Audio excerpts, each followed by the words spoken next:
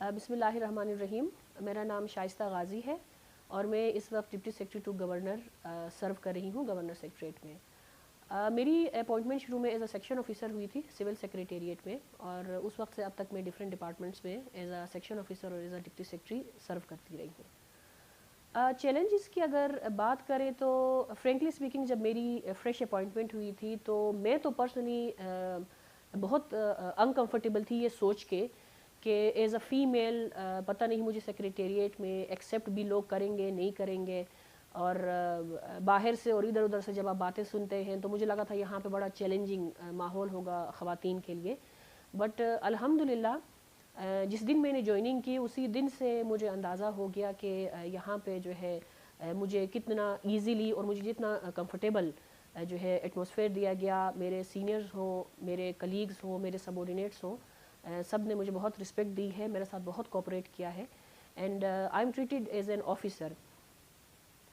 باقی چیلنجز کے لیے کی بات ہو اگر خواتین کے لیے جو اوور آل چیلنجز ہیں سوسائٹی میں یا ورکنگ وومن کے لیے ہیں، تو میں یہی کہوں گی کہ انفارچونیٹلی چیلنجز دنیا کے ہر سوسائٹی میں اور ہر کلچر میں پائی جاتی ہیں. صرف یہ ہے کہ شاید ان کی انٹینسٹی میں اور ان کی نیچر میں تھوڑا ڈفرینس ہو. لیکن اگر ہم یہ سوچ کے گھر سے نہ نکلیں کہ جناب جب تمام مسئلے تمام چیلنجز ختم ہو جائیں گے اور بالکل 100% آئیڈیل جو ہے ایک ایٹماسفیئر ہوگا خواتین کے لیے، ہم تب گھر سے نکلیں گے، تو میرے خیال میں یہ کوئی پاسبل بات نہیں ہوگی. ایز اے فیمیل اپنے آپ کو اسٹرانگ بنائیں، آپ میں جو ہے اتنی کیپیسٹی ہونی چاہیے اور اتنی اسٹرینتھ ہونی چاہیے کہ خدا نخواستہ کسی قسم کے چیلنج کا آپ کو سامنا کرنا پڑے تو آپ اس کو بہادری کے ساتھ اس کو جو ہے اوور کم کر سکیں. اور جتنا آپ اپنا فوکس اپرچونیٹیز پہ رکھیں گے میرے خیال میں اتنا آپ اپنے آپ کو جو ہے انکریج رکھیں گے اور اتنا آپ میں موٹیویشن رہے گی. وقت کے ساتھ ساتھ جو ہے انسان کو میرے خیال میں چیلنجز کا سامنا کرنا بھی آ جاتا ہے. تو میں تو جب بھی میری یوتھ سے بات ہوتی ہے میں یہی ان کو کنوے کرتی ہوں کہ try to focus on opportunities. Challenges ضرور آئیں گی آپ کی زندگی میں as a female as a working woman, لیکن ان کا سامنا کرنا ہے اور بہت بہادری کے ساتھ کرنا ہے. اس فیلڈ میں آنے کا کوئی آئیڈیا تو شروع سے کوئی مائنڈ بنا ہوا نہیں تھا، بلکہ مجھے تو سول سیکریٹریٹ اور اس اسٹرکچر کا اتنا آئیڈیا بھی نہیں تھا.